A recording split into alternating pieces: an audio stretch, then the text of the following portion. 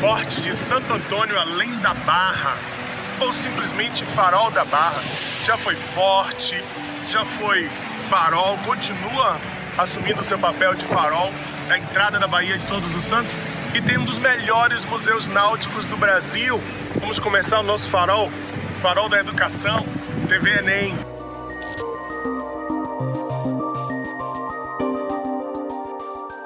Olá, humanos! Tudo bem? Espero que esteja tudo tranquilo com vocês. Meu nome é Renato Souza, sou professor de Química em alguns colégios em Salvador e eu estou aqui para trabalhar com vocês hoje a parte de PPM e PPB. Vamos falar um pouquinho de PPM e PPB aí para o Enem, ok? Tema que tem sempre caído em algumas provas é a parte de concentrações de soluções. Bem, o que seria esse PPM e PPB? Está aqui para a gente, parte por milhão, parte por bilhão. Por que nós trabalhamos em parte por milhão, parte por bilhão? Essas concentrações surgem quando nós queremos tratar de concentrações muito baixas. Imagine você que eu quero analisar a concentração de mercúrio que nós temos no mar. A quantidade de mercúrio no mar é uma quantidade muito pequena. Se nós tivermos uma quantidade muito grande, os seres vivos que ali estão presentes, eles começam a morrer. Certo? Porque o mercúrio é um metal pesado. Na hora que ele vai sendo acumulado nos organismos vivos, ele vai trazendo alguns malefícios e ao final, nós teremos aí a morte desse ser vivo, a depender da concentração de mercúrio que nós tivermos neste. Então, imagine você que eu tenho uma concentração em 1 litro. Eu pego 1 litro de água do mar e lá minha concentração é de 0,0000000000002 gramas de mercúrio. É uma quantidade muito pequena que nós temos naquele 1 litro de água do mar. Se nós tivéssemos, por exemplo, 1 milhão de litros, isso seria potencializado. Se eu analisasse em 1 milhão de litros qual a quantidade de mercúrio que eu tenho, eu teria uma quantidade superior, Eu teria aí tipo um 0,0002 gramas de mercúrio. Então, as concentrações em ppm e em ppb, que significa parte por bilhão, ou seja, 10 elevado à nona, ok? Estão aí para trazer concentrações muito baixas. Qual a quantidade de cromo que nós temos no nosso corpo? Muito baixa. Qual a quantidade de chumbo que nós temos no nosso corpo? Muito baixa. Então, quando nós falamos de concentração e normalmente trabalhamos com 1 litro, e já falamos isso em aulas anteriores, quando nós falamos de 1 litro, talvez a quantidade de chumbo no nosso corpo em 1 litro de sangue seja uma quantidade muito pequena. Mas se nós tivéssemos 1 milhão de litros ou 1 bilhão de litros, talvez a quantidade de chumbo fosse uma quantidade apreciável. 2 gramas, 3 gramas em 1 milhão de litros de sangue. Porque uma quantidade muito pequena já faz mal para o nosso organismo. Tudo bem? Então, quando nós estivermos trabalhando aqui com ppm ou com ppb, nós vamos estar trabalhando com algumas unidades. Unidades estas que eu vou falar para você que são proporcionais, como por exemplo, grama e ml. Quando nós trabalhamos, por exemplo, com água, 1 grama de água equivale a 1 ml de água. Quando nós trabalhamos com água, 1 kg de água equivale a 1 litro de água. Levando em consideração 25 graus, ok? Condições aí favoráveis para essa análise. Quando nós trabalhamos com ppm e com ppb, inicialmente aqui com ppm, o que quer dizer, por exemplo, x ppm? X ppm indica que nós temos x unidades, 1 unidade, 2, 3, 10 unidades, para cada 10 unidades da solução. Tá? Como estamos falando de concentração ainda, e nós falamos anteriormente que concentração é a quantidade de soluto que nós queremos ali no nosso sistema, eu tenho x unidades do soluto para cada 10 a 6 unidades da solução. Que unidades são essas, Renato? Unidades como grama, como quilograma, sempre as mesmas, ou proporcionais. ml se for grama, litro se for quilograma. Porque o ppm, ele não aparece com unidade. Ele aparece assim, ó, 2 ppm, 5 ppm, 20 ppm. E aí, qual é a unidade? Será que é grama para quilograma? Será que é grama para litro? Não. Como nós não trazemos as unidades, estamos querendo falar aí sempre em unidades iguais ou proporcionais. Grama para litro, não pode. Quilograma para ml, não pode. Tá? Só grama para ml e quilograma para litro. Então, eu trouxe um exemplo para nós testarmos aqui. Imagine que eu quero saber a concentração em ppm de uma solução que tem 500 ml, é o volume, e ela possui 0,0003 gramas de mercúrio. Como é que nós podemos achar a concentração em ppm dessa solução, que tem muito pouco soluto? Então, nós podemos chegar aqui e tratar da seguinte forma. Olha só. Né?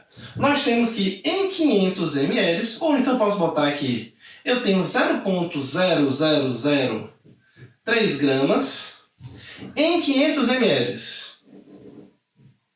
Olha só, eu estou trabalhando aqui com o meu soluto e aqui é a minha solução. O que quer dizer ppm? Quer dizer, a quantidade que eu tenho, ou seja, x do meu soluto, em uma certa quantidade, ou seja, 10 a sexta, nesse caso aqui ml, eu vou botar ml, da minha solução. Isso é ppm. Qual a quantidade eu tenho em 10 a sexta unidades da minha solução? Tudo bem? Eu posso chegar aqui e fazer o seguinte, ó. 10 a sexta multiplicado por isso. Para facilitar a nossa vida, 10 a sexta multiplicado por 0,0003. X vai ser igual, imagine, 1, 2, 3, 4. Faltam ainda 2 zeros. 5, 6. Isso aqui vai me dar 300 dividido por 500. É o que eu tenho aqui. Corto os 2 zeros, vai me dar 3 dividido por 5. 3 dividido por 5 vai me dar igual a 0,6. O que, Renato? ppm. O que quer dizer isso? Quer dizer que eu tenho 0,6 gramas para cada 10 a sexta ml da minha solução. Então, lembre, ppm, ppb são sempre para concentrações muito pequenas. Mercúrio, chumbo, no mar, no nosso corpo, em um ser vivo. Beleza? E quando nós falamos então de ppb, confesso a você que aparece muito menos do que ppm, essa concentração de ppb. Porque são substâncias que vão aparecer em muito pequena concentração aí em organismos ou no meio ambiente. Beleza? Quando nós falamos de ppb, é o mesmo esquema, galera. X unidades, que pode ser grama, ml, quilograma, litro, os proporcionais. Só que agora para 10 a nona unidades. Então, eu posso chegar e trazer um exemplo para vocês. Nesse exemplo, eu quero saber qual é a massa em gramas. Qual é a massa em gramas que nós temos em 6 litros de uma solução que tem concentração de 3 ppb. 3 partes por bilhão. Então, como é que eu posso trabalhar isso aqui com vocês? Imagine você que ele pediu aqui pra gente a concentração, a massa em gramas. Ele pediu a massa em gramas. Mas ele me deu o ppb e me deu litros. Litros tem que ser relacionado com quilograma. Então eu não vou achar a minha resposta ali em gramas se eu usar litros. O que é que eu posso fazer? Eu posso transformar esses 6 litros aqui, olha, para ml. 6.000 ml. 6.000 ml. Tudo bem? Quando eu faço a transformação para ml, eu posso agora gerar a transformação para gramas. Então, o que eu posso fazer? Uma solução de 3 ppb quer dizer que ela tem 3 unidades, ou por exemplo, 3 gramas, para cada 10 a nona. Poderia ser grama, né, Renato? Poderia. Mas aqui, na verdade, eu estou trabalhando com ml. Então é melhor que eu bote em ml. É uma unidade igual ou proporcional para usar o ppm ou o ppb. De forma que ele quer encontrar qual a massa em gramas eu tenho em 6.000 ml. Então eu posso chegar aqui para você e botar 6 vezes 10 elevado à terceira ml. Olha só. Vou chamar isso aqui de Y, tá? Para diferenciar aqui do nosso primeiro exemplo. Nesse caso, eu estou tendo aqui que Y, posso cortar aqui, certo? Posso cortar, ó, 3, 10 à terceira com 10 à nona, vai sobrar aqui 10 à sexta. Multiplicando aqui vai ficar 18, né? 6 vezes 3, 18. Eu vou dividir isso por 10 à sexta. Mas quando eu divido, eu posso passar multiplicando com o sinal invertido, ou seja, 18 vezes 10 elevado a menos 6 gramas. Bom, Renato, essa massa aí é muito pequena. 18 vezes 10 a menos 6 gramas, eu vou falar porque na verdade ppm e ppb sempre vão trabalhar com concentrações muito pequenas, com quantidades de soluto muito pequenas. Então, não se assuste se aparecer um valor como esse, 18 vezes 10 a menos 6, ou se você quiser aí, 1,8 vezes 10 a menos 5, tá bom? Ficamos por aqui, espero que tenha contribuído aí com essa aula de ppm, ppb. Até a próxima, um grande beijo no coração.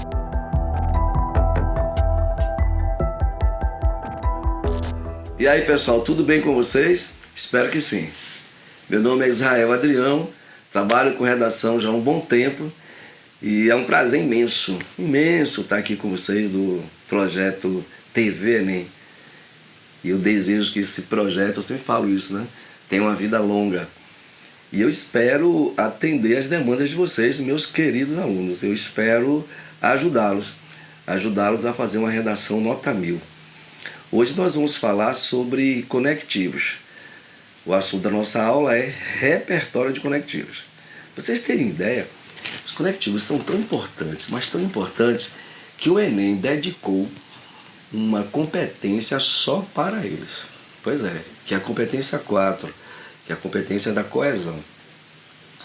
Pensa aqui comigo. Você vai elaborar um parágrafo, por exemplo. E nesse parágrafo você vai colocar frases, né? Vai colocar frases, vai colocar orações, vai colocar períodos. Se essas frases não estiverem bem relacionadas, vocês podem perder ponto. Por exemplo, você fez uma frase A e quer associar essa frase A a uma frase B. Se você quer fazer uma associação de adição e você usa, por exemplo, um conectivo de ênfase, de enumeração, não tem sentido. A sequência, não haverá sequência. As ideias não estarão encadeadas, você perde sentido, né? O que você quer dizer perde sentido. Então, se num parágrafo que você colocou 3, 4, 5 frases, elas não estiverem com os conectivos, os elementos coesivos perfeitos, você fez um conjunto de frases, um conjunto vazio, porque você não elaborou um texto, tá certo? As frases estão soltas, você não conseguiu dizer nada. Tá? Então, o que é que pode ser um conectivo? Uma conjunção, por exemplo, é um conectivo. A função das conjunções é exatamente essa, né? Ligar orações. Os conectivos também são chamados de conectores, também são chamados de elementos coesivos, também são chamados de operadores argumentativos. Captou isso? Então, quando vocês ouvirem alguém falar, use conectivos, use conectores, use elementos coesivos, use operadores argumentativos. Essa pessoa ou essas pessoas estão falando sobre, tá certo? A competência 4, tá bom? Vamos lá. Qual a função dos conectivos? Ó, pessoal, a principal função dos conectivos é estabelecer uma relação semântica entre as frases, as orações, os períodos e os parágrafos. Pois é, de um parágrafo para outro também precisa haver, você precisa colocar conectivos, tá? Porque precisa ter uma relação, uma associação. Por exemplo, se você fez a introdução e vai fazer o desenvolvimento 1, então é importante você colocar em primeira análise, por exemplo, tá certo? Aí vai para o D2, outro sim, além disso, né? O além disso é muito interessante, porque ele pode estar presente no início dos parágrafos, como também entre as frases. E se usar o conectivo errado? Porque pode acontecer de vocês usarem o conectivo errado.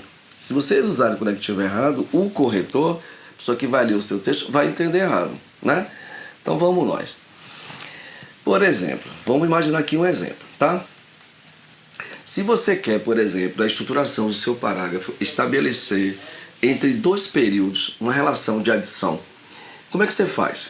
Que conectivo você deve usar, né? O além disso, outro sim, mas aguarda que daqui a pouco eu vou dar uma lista para vocês. Eu quero primeiro que vocês entendam esse mecanismo da coesão. Exemplo, eu acho importante, por exemplo, investir na área da educação e também investir na área da saúde. Então eu estou elaborando um parágrafo e eu quero nesse parágrafo deixar clara a relação entre saúde e educação, que eu acho as duas áreas importantes, tá certo? Ah, professor, eu posso fazer isso? Posso falar sobre a área da educação, a área da saúde no mesmo parágrafo, sem gerar confusão? Claro que pode. É só usar o conectivo correto, tá bom? Vamos mostrar aqui para você, prestem atenção, se possível anota, tá? Vamos ver. Faz de conta que você escreveu a seguinte frase: é preciso investir na área da educação. Tudo bem? Vou repetir. Você escreveu: é preciso investir na área da educação. Ponto. Agora eu vou falar sobre a área da saúde. Além disso, tá vendo? Além disso, é um conectivo que dá a ideia de adição. Além disso, o governo federal deveria colocar entre as prioridades da agenda governamental a construção de hospitais em algumas cidades. Então observe que o conectivo que eu usei para relacionar as duas frases foi o conectivo além disso, que dá a ideia de adição. Vamos ver de novo? É preciso investir na área da educação, ponto. Além disso, o governo federal deveria colocar entre as prioridades da agenda governamental a construção de hospitais em algumas cidades. Tudo bem? Uma outra construção que eu gosto muito, para dar a ideia de adição, é essa daqui. Estamos vivendo tempos de pandemia, né? Infelizmente. Então a gente fala muito de saúde, fala de capitalismo, fala de moradia, fala de fome, a gente fala de muita coisa ao mesmo tempo, da área econômica, não é? Então, eu vou falar aqui agora, então, da área da saúde e da área econômica. Quer ver? Olha como é que eu faço. A pandemia do coronavírus não só afetou a área da saúde, mas também a área econômica. Olha que beleza. A pandemia do coronavírus não só afetou a área da saúde, mas também a área econômica. Então eu usei não só e usei o mais também. Tá certo? Ou seja, eu quis dar uma ideia de adição. Espero que vocês tenham compreendido, né? Vamos agora para a nossa lista? Vamos lá. Vou dar aqui agora a vocês um repertório de conectivos. Vamos lá. Conectivos de oposição. Mas, entretanto, todavia. Eu estudei muito, professor, mas não tirei uma boa nota. Infelizmente, né? Mas vamos estudar mais que a nota vai ser boa. De comparação. Da mesma maneira, da mesma forma. De adição, que eu acabei de explicar. Além disso, ademais, outro sim, bem como. De enumeração. Em primeiro lugar, é preciso pontuar de início. Em princípio, esses são ótimos para você começar o desenvolvimento 1. E para começar o desenvolvimento 2, em seguida, outro sim, vale destacar também de causa e consequência.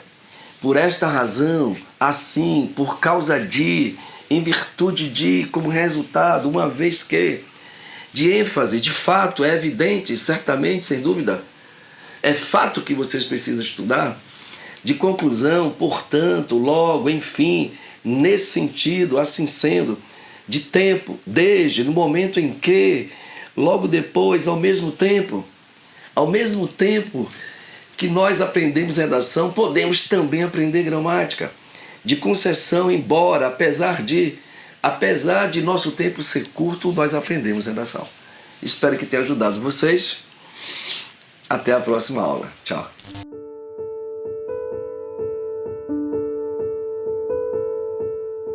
Todo mundo vive, viveu ou viverá o problema de não estar adaptado à sua turma. A escola, então, é o pior momento disso. Você é o diferentão ou a diferentona. Na escola você ou é magro demais, ou você é preto demais, ou você é gordo demais, ou você é branco demais, ou você é igualzinho e igualzinha a todo mundo da turma, mas se sente diferentão ou diferentona. Aceite, somos todos iguais, como diria a música, mas uns mais iguais que os outros. A boa notícia é que isso acaba um dia. Lá na frente, você vai estar longe dessa turma que tanto te maltratava e que você, do alto da sua idade adulta, do alto da sua maturidade, você olha e vai dizer: naquela época eu era a pessoa mais esquisita da turma. Que fique claro, eu era uma das pessoas mais esquisitas da turma. A má notícia é que você precisa ter cuidado com o virar da esquina. Porque a dificuldade maior não é você se adaptar.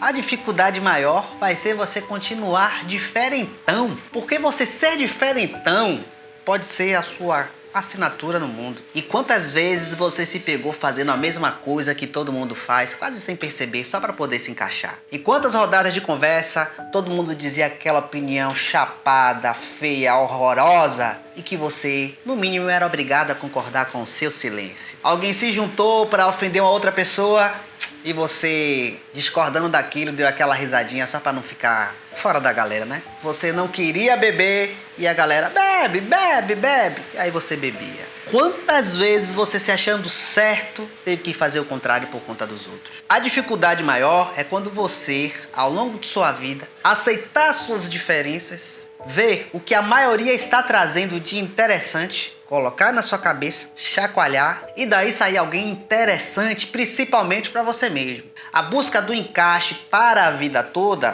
pode te transformar, sim, numa pessoa muito idiota. Pode te transformar, sim, numa pessoa racista. Pode te transformar, sim, em alguém que faz parte do problema. É só lembrar que você vive em um país que tem desigualdade social, um país racista, um país que olha para todos os problemas sociais que nós temos e insiste em fingir que ele não existe. A grande maioria tá pouco se lixando para o que acontece com os diferentões e as diferentonas. Você se juntar à maioria ou você ser diferente demais é uma decisão sua, única. Mas se lembre de como você se sentia quando todo mundo olhava para você e fazia com que você se sentisse excluído. Ou pior, quando ninguém olhava para você.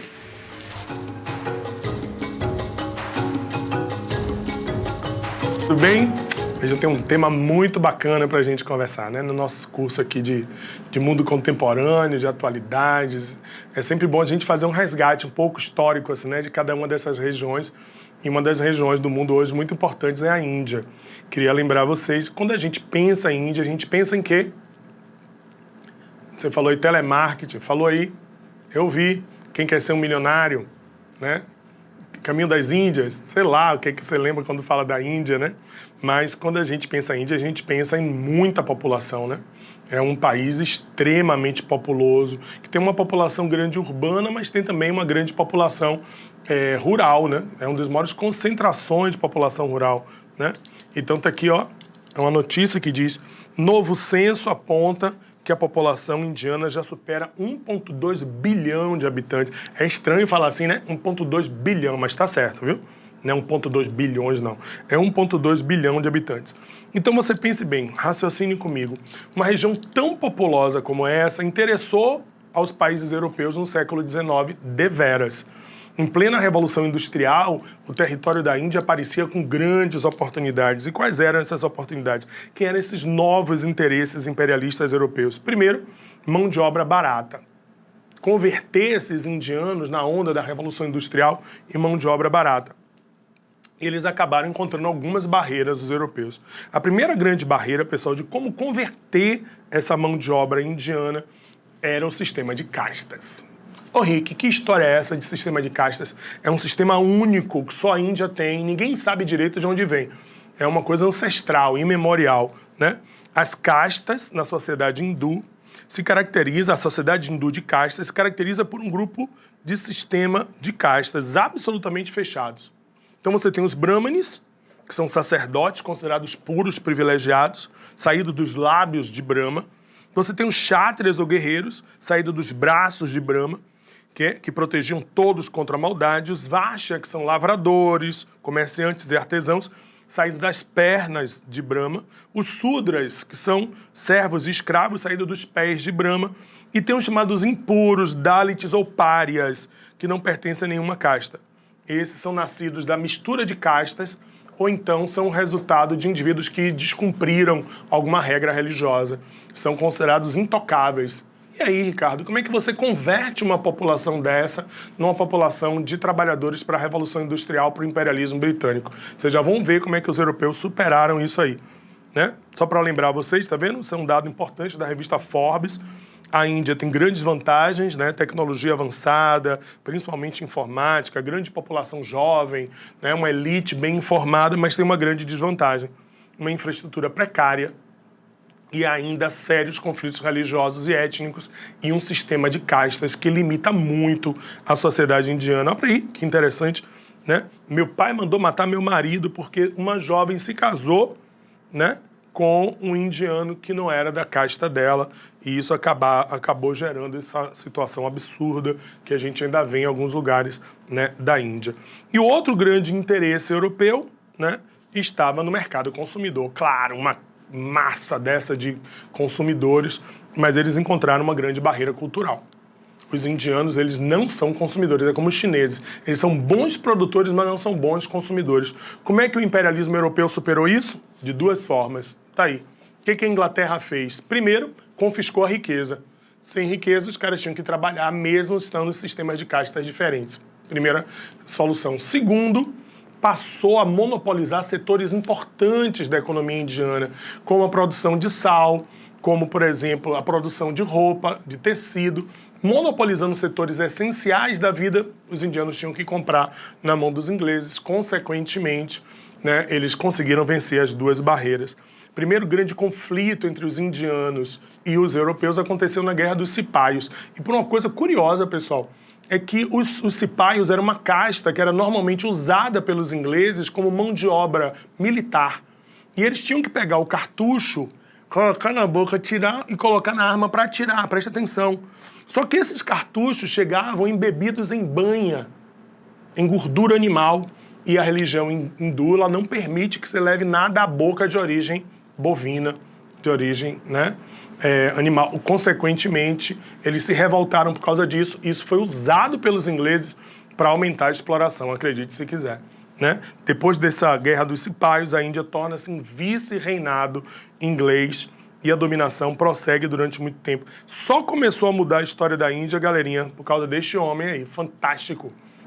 Gandhi, ou o Mahatma, o ser de luz, o guia, a grande luz, o grande guia. Ele criou uma política curiosa chamada resistência pacífica, que era a junção da desobediência civil, ou seja, nós não vamos trabalhar para os ingleses, não vamos comprar produtos ingleses, vamos tirar o nosso sal do mar, vamos fazer nossa própria roupa. Só que quando os ingleses batiam, eles não reagiam. É a não violência, a satyagraha, né? A desobediência civil e a não violência somados geram a chamada resistência pacífica, conhecida como ahimsa. Ahimsa, força da paz. E ele libertou a Índia, galera, né, através da sua luta pela paz. É inacreditável. Einstein, que era contemporâneo de Gandhi, chegou a dizer que achava impossível que as gerações futuras acreditassem que um homem como Gandhi existiu. Mas existiu sim. E ele libertou a Índia, né, através da paz. Ele foi minando os interesses britânicos até o ponto, olha a imagem aí da Marcha do Sal, né, e ele fazendo a própria roupa, né? São imagens fortes, né, porque mostram aí a resistência do indiano contra o domínio britânico, e ele conseguiu, né, no final da década de 40, ele consegue a independência da Índia.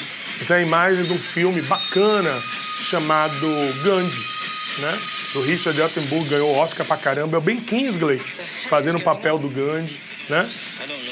mostrando aí todo... Se você tiver uma paciênciazinha, cara, assista. Você ter tempo aí, né? Garotinha, garotinho, assista, porque o filme tem quase 3 horas de duração, mas é uma aula fantástica, né, sobre a história desse homem incrível que é Gandhi. Para atualizar, a Índia fica independente da Inglaterra, mas mantém-se na Commonwealth, na comunidade britânica. Muita gente, inclusive, critica Gandhi por causa disso. E ele também criou um outro problema político para ele, que foi tentar conciliar muçulmanos e hindus. Imagine vocês o que deu, muita confusão. Depois de uma longa negociação, ele divide o país em Paquistão Ocidental, Paquistão Oriental e a Índia, a República da Índia. Aí é que está o problema. Tá vendo essa parte marcada em vermelho aí? Eu vou ampliar aqui, tá? Essa região aí do norte se chama Caxemira. Além do conflito sério, porque enquanto hindus saíam do Paquistão para ir para a Índia, enquanto, né, muçulmanos saíam da Índia para ir para o Paquistão, daí vem a história da fila indiana, né? Que eles saíam em fila nas estradas, quase 2 milhões de pessoas morreram. Aliás, Gandhi foi morto por causa disso. Um fanático hindu matou ele porque acreditava que ele estava traindo os hindus, né, ao negociar com os muçulmanos. Ainda se criou um problema sério, galera, que é essa parte daí, né? Tô me sentindo maju aqui, sabe? No negócio do... Como é que chama? Do clima. Porque você sabe que aquilo é tudo fake ali, né? Ela tá ali, não tem tela nenhuma do lado, tem nada aqui na minha frente, galera. Eu tô fazendo de conta. Isso aqui é uma tela verde do Chroma Key, e eu tô fazendo de conta mentira. Na verdade, eu tô vendo por aqui, mas eu faço de conta que tá cá, valeu? Você já entendeu o meu segredo, né? Então, essa região daqui, que se chama Caxemir, ou Caxemira, que era uma região muito rica, né? Porque tinha vales férteis, muito gás natural. Hoje não tem nada disso aí. É uma região pobre, mas é uma questão de soberania. Então, hindus, indianos e muçulmanos, paquistaneses, brigam por essa região da Caxemira. Ó, o confronto entre Índia e Paquistão começa após a independência da Índia e a divisão do país. Tá vendo aqui escrito, né? O conflito é acirrado pela disputa da região da Caxemira. Não esqueça isso, tá? Isso é muito importante. Aí vem um problema. A Índia, tá vendo aí? São imagens, né? Notícias aí mostrando o conflito entre paquistaneses e hindus na região da Caxemira. Ainda tem lá os Sikhs, né? Que é um segmento bem radical. E são notícias, né, interessantes, assim, exército da Índia mata soldado paquistanês na Caxemira. Os conflitos são muito sérios, galera, né? Essa tensão é muito séria nessa região daí. Vamos fazer 2 questões aqui, né? Vocês estão vendo aqui do meu lado, também estou vendo 2 questões. Esta região faz parte da Ásia de monções, onde o verão é extremamente chuvoso e o inverno seco. As populações praticam agricultura em forma de jardinagem oriental, com a utilização de numerosa mão de obra, levando a enormes concentrações populacionais nos vales úmidos. Entre a Índia e o Paquistão, 2 nações industrializadas de população rural, uma disputa territorial pode levar a uma guerra atômica. Já falo por quê. A região em disputa é, letra B, né, Caxemira. E aí depois ele diz, a Índia e o Paquistão são nações criadas a partir da desagregação do Império Britânico das Índias em 1947. A diferença entre os 2 povos são profundas, as diferenças são profundas, principalmente no aspecto religioso. Quais são as religiões predominantes, respectivamente, entre Índia e Paquistão? Religião hinduísta e religião islamita, letra C. E aí, para comemorar, né, seus 50 anos de independência, a Índia solta uma bomba nuclear, pessoal, no Oceano Índico, né? E Paquistão, que está em guerra não declarada, você não pode esquecer disso, solta 2 logo semanas depois. Então, Índia e Paquistão têm armas nucleares. E isso é um problema, né? Porque, embora a tensão esteja controlada, né, você vê que as guerras até se acalmaram com essa história toda aí das mudanças dos últimos meses, é bom a gente lembrar que eles possuem arma nuclear. E uma notícia bacana, bonitinha, para fechar. A Coca-Cola, imagine, professor de história falando bem da Coca-Cola. Você veja o que é possível, como esse mundo está em transformação. Coca-Cola sempre usada como símbolo do capitalismo selvagem. Mas olha que bonitinho que a Coca-Cola fez. Botou aqueles post-mix, né? Se você chegar uma no Paquistão e outra na Índia, né? Se não me engano, Islamabad e Nova Delhi. Se você chegar lá e vai pegar uma Coca, a tela, e 2 pessoas ao mesmo tempo, em cada país, a tela aparece e você vê o outro, teoricamente, seu inimigo. Mas se você fizer um gesto de boa vontade, tocar a mão, o outro também tocar, os caras abraçarem a máquina ou fizerem um coraçãozinho, o outro também fizer, nenhum dos dois paga a Coca-Cola. Que coisa massa! Vou botar pra vocês. Me despedindo, deixa eu mostrar esse vídeo. Muito legal, paz e luz pra todos vocês. Vamos ver, coisa bonitinha aqui, né? Que a Coca-Cola fez.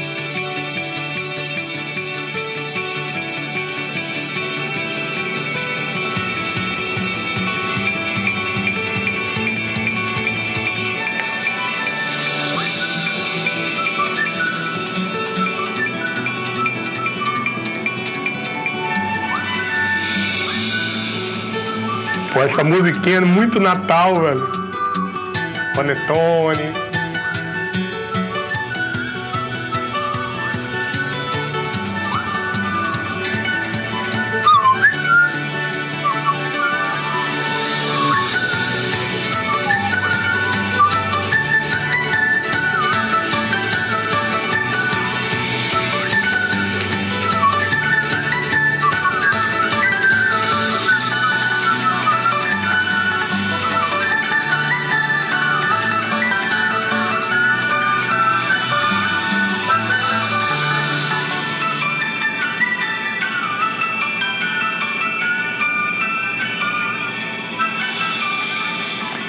Juro que não é merchandising.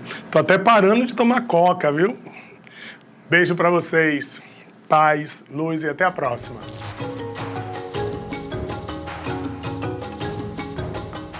E aí, pessoal, tudo bem? Eu sou Mário Rolê, professor de Física. E estamos aqui hoje para trabalhar sobre trabalho térmico. Ora, o trabalho mecânico é a energia necessária para deslocar um corpo. Aqui também é uma energia necessária para deslocar um corpo. Só que o objeto aqui, né, de estudo é o gás. Então é a energia necessária para você deslocar uma massa de gás. Ô turma, olha que legal. Vamos imaginar essa seringa, que não tem nada aqui, um êmbolo, né? Ele tem esse certo volume. Esse volume eu vou chamar de VO. Volume inicial. Quando você aplica uma força, ele diminui, ele tem um volume final. Ora, se aqui tem uma diferença de volume, ou seja, o volume diminuiu ou o volume aumenta, significa que o corpo está realizando trabalho. Legal. Professor, como é que isso cai? Geralmente cai direto com um gráfico, sem botar fórmula nenhuma, só para vocês analisarem. Por exemplo, vamos imaginar esse gráfico aqui. Eu tenho uma transformação AB, eu tenho uma transformação BC, eu tenho uma transformação CA. Ora, elas têm um nome, né? Vocês lembram dela, gente? A B é isotérmica. Olha a minha pergunta. Eu quero saber se o trabalho aqui é positivo ou negativo. Gente, mesmo que aqui esteja descendo, quem manda no trabalho não é a pressão. Quem manda no trabalho é o volume. Então, de A até B, você saiu desse volume e foi para esse volume. Então, seu volume aumentou. Então significa que você tem um trabalho positivo. Por quê, gente? Porque o volume aumenta. Galera, a transformação B até C, a pressão é constante. Então é uma isobárica. E a transformação isobárica, o que é que você tem? Gente, a isobárica, nesse caso aqui, ó a seta, o volume está diminuindo. Se o volume está diminuindo, o trabalho é negativo. E isovolumétrica, que seria essa aqui. Repare, nesse ponto o volume é esse. Nesse ponto o volume é esse. Então, antes e depois você tem o mesmo volume. Significa, gente, que o trabalho vale zero. Ou seja, quando é que o trabalho é positivo? Quando a variação do volume é positiva. Então, se a variação do volume for positiva, o trabalho é positivo. Ou seja, você aumenta o volume. Se a variação do volume for negativa, o trabalho é negativo. Porque você faz o quê? Diminui o volume. Beleza? Ora, isso é alicerçado em uma equação, né? Essa equação é assim, ó. Trabalho é a pressão vezes variação do volume. A maior armadilha da física são as unidades. Então, trabalho é dado em joule, pressão em pascal e aqui, gente, o volume em metro cúbico. Pessoal, é muito simples, na verdade. Quando você estiver na questão de trabalho, sempre, observe o volume. É o volume que vai te dar todo o segredo para você passar na sua prova. Vem cá comigo, ó. Importante. Independente a figura que esteja aqui, ou seja, independente do tipo de gráfico, é muito importante vocês entenderem que a área desse gráfico, a área é igual ao trabalho. Ou seja, o trabalho vai depender de quê, gente? Da área. Bom, vamos imaginar o seguinte. Vamos imaginar que você tem uma máquina térmica que tem esse ciclo aqui, tá? Por que um ciclo? Porque tem início e fim. Beleza? E você tem essa máquina térmica que tem esse ciclo aqui. Observe a diferença entre dois ciclos. Esse ciclo, ele gira em sentido horário. Gente, se o sentido for horário, o trabalho, ele é o que, gente? Positivo. Então significa que é um aquecedor. Galera, esse aqui é sentido anti-horário. Então o trabalho é negativo. Significa que é um resfriador. Por exemplo, uma geladeira aumenta a temperatura ou diminui a temperatura? Diminui. Então tem o círculo anti-horário, horário, anti-horário. Alguma coisa que aquece, um forno, por exemplo. Se você tem uma massa de gás dentro de um forno, ele é o que? É um aquecedor. Então o trabalho, gente, ele é positivo porque ele gira em sentido horário. O grande segredo de trabalho é saber o que, gente? O volume. Observar o volume. É só isso aqui, gente, que é trabalho térmico. Se você souber isso, com certeza você vai passar na sua prova. E aí, ajudou? Gente, muito obrigado, gratidão e até a próxima aula. Tchau!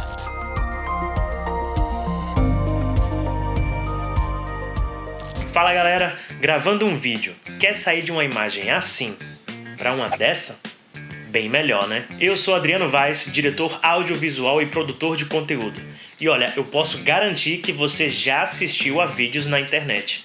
E durante o isolamento, com certeza já viu uma live. Porque agora tudo é live. Provavelmente você também já teve ou tem vontade de fazer a sua, ou produzir os seus vídeos. Uma galera tem me pedido dicas de iluminação. E as que eu vou passar aqui nesses vídeos vão ser úteis para você gravar seu vídeo de tutorial, de divulgação do seu trabalho, um vlog, ou até para uma reunião mais importante. Até porque a gente não vive só de live, né? Uma coisa que você já deve ter ouvido falar é para não gravar em contraluz. Mas o que isso significa? De maneira simples, é quando você aponta a sua câmera em direção à sua fonte de luz, ou seja, contra a luz. Mas para visualizar melhor, vamos chamar o Adrianinho. Você vai observar que vai mudar um pouco aqui a luz, porque eu vou tirar uma luz minha aqui para poder dar o exemplo para vocês. Se ligue. Olha aí, Adrianinho aqui, nossa fonte de luz e a câmera apontando assim, contra a luz. Nessa formatação você tem bastante iluminação na nuca da pessoa, mas não no rosto. Quando você filma, olha só, vou fazer aqui, ó. Olha como fica o rosto dele sombreado. Pra gente melhorar isso aqui, ó, a gente trocaria de lado, jogar a favor da luz. Mas pra gente visualizar isso ainda melhor, vamos fazer isso num set, na prática? Bora! Opa! Aqui, exatamente uma formatação que muita gente acaba fazendo, apontando em direção à janela, acreditando que assim aproveita a luz do dia. Mas dá pra ver que não rola, né? Assim como aconteceu lá com o Adrianinho aqui, toda a luz vindo na minha nuca, mas no meu rosto mesmo, muito pouca. E você pode até tentar ajustar aqui na câmera para maior entrada de luz no sensor, mas olha o que acontece. Mais luz no meu rosto, porém, a luz no fundo também fica ainda mais intensa e começa a perder completamente a definição. É a luz estourada, como a gente chama, e a gente não quer isso. Então, bora voltar. Aí talvez você pense, bom, então é só iluminar o rosto? Seria uma possibilidade. Porém, teria que ser uma luz muito forte para conseguir compensar ou se equilibrar com essa luz do sol aqui. Eu até trouxe uma iluminação minha aqui para testar. Ó, meu rosto, vou acender agora. Tcharam! Dá pra ver bem melhor meu rosto, na verdade. Porém, esse incômodo com a luz aqui no fundo estourado ainda continua. E olha que essa iluminação minha é um refletor de luz quente de 500 watts.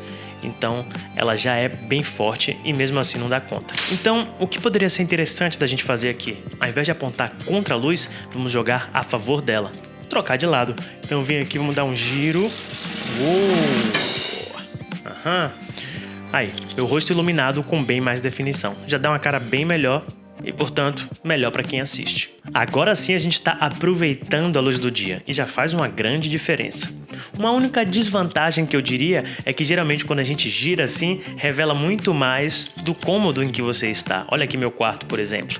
Talvez eu colocasse um quadro aqui na porta, uma planta ali no canto. Me incomoda um pouco também essa linhazinha aqui em cima, talvez abaixar um pouco o eixo da câmera, enfim. Você vai precisar mexer no seu cenário. Mas vamos deixar de preguiça e fazer sua produção bonita, né? Aliás, em breve vídeos sobre montagem de cenário. Não é isso, Adriano? É sim, Adriano. E também utilizando outras possibilidades de iluminação, inclusive utilizando fontes de luz que você provavelmente tem em casa. Até porque existem diferentes formatações de set e a gente também não grava vídeo só de dia, né? Valeu, galera! Espero que tenham curtido. Depois testem as dicas aí, me contem lá no meu Instagram o que acharam e se funcionaram pra vocês. Boa produção por aí e até a próxima!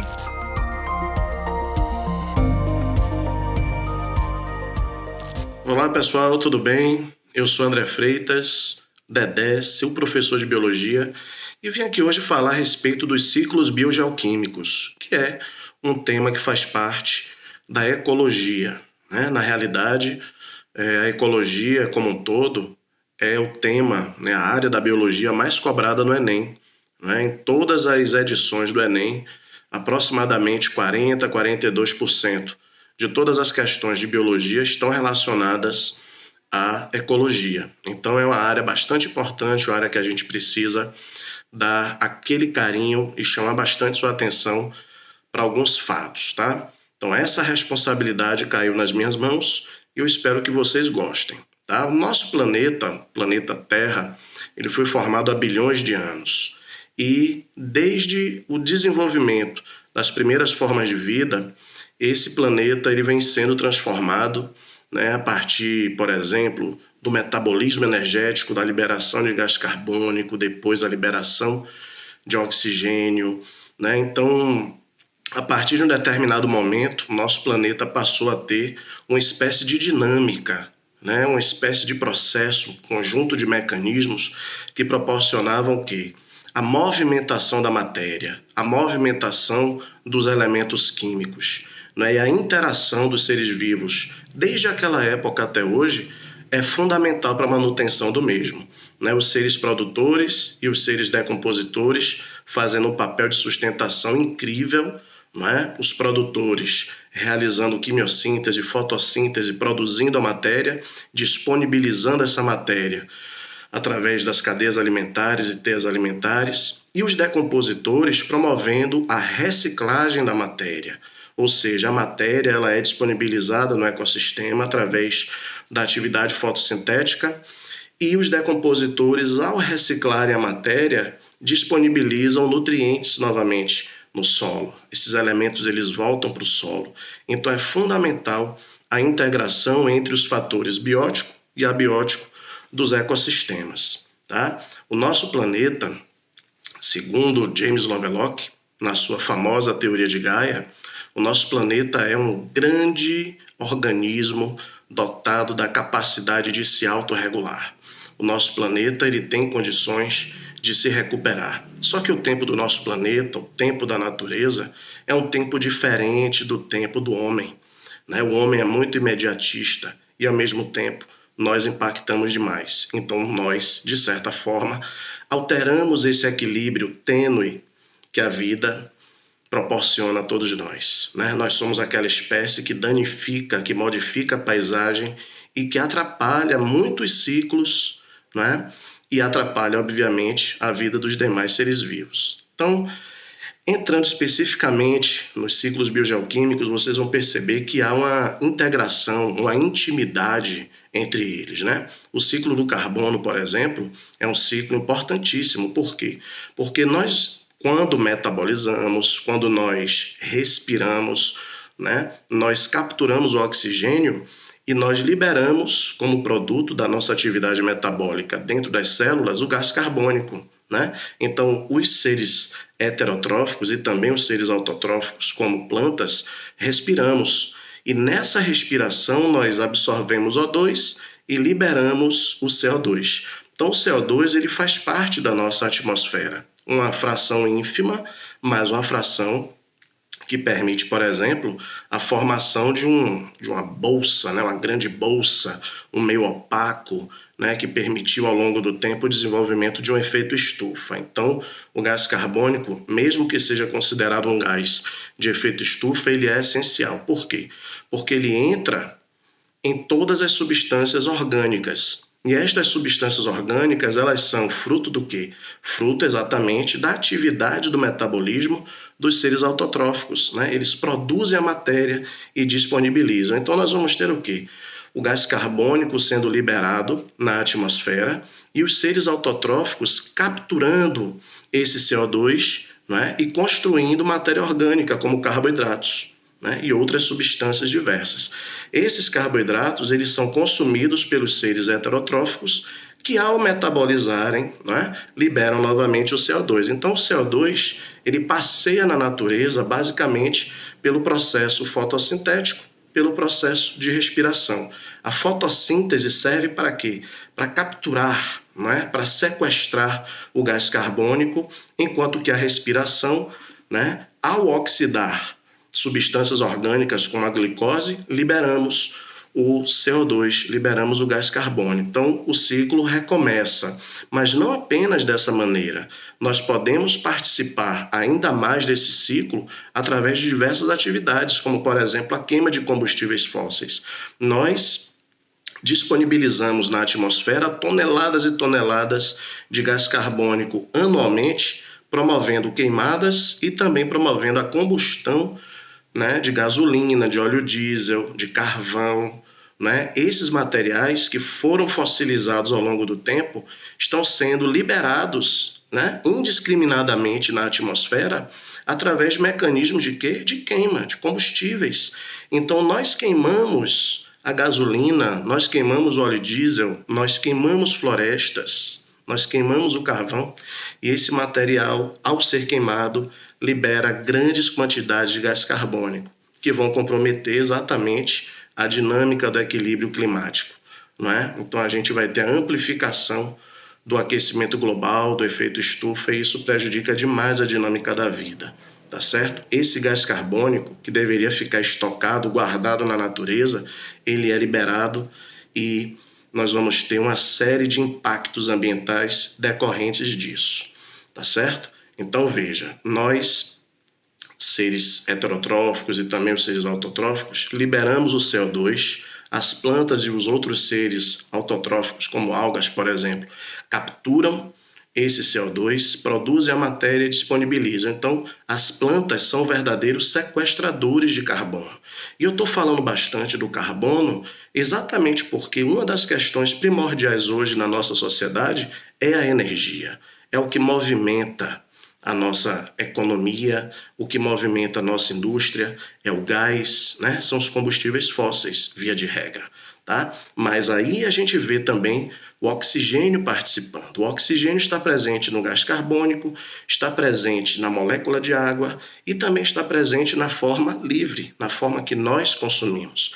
Então as plantas, ao se utilizarem do gás carbônico, né, ao promoverem o sequestro do carbono, ela vai precisar de hidrogênios. E ela faz isso utilizando o quê? Utilizando a água, né? Então, a primeira etapa da fotossíntese, a fotólise da água, consiste na quebra da molécula de água e a liberação do O2. Então, esse O2 é liberado da planta e das algas, vai para a atmosfera, né? Vira o grande reservatório desse gás, que é consumido por todos nós, seres aeróbicos, né? Nós consumimos o oxigênio, oxidamos, né, novamente, substâncias orgânicas, liberamos CO2. Então o ciclo recomeça. Observe como o ciclo do carbono e o ciclo do oxigênio, eles estão intimamente ligados. Afora isso, a grande quantidade de material no nosso planeta, disponibilizado na forma de água, também vai ter um ciclo fantástico, um ciclo hidrológico,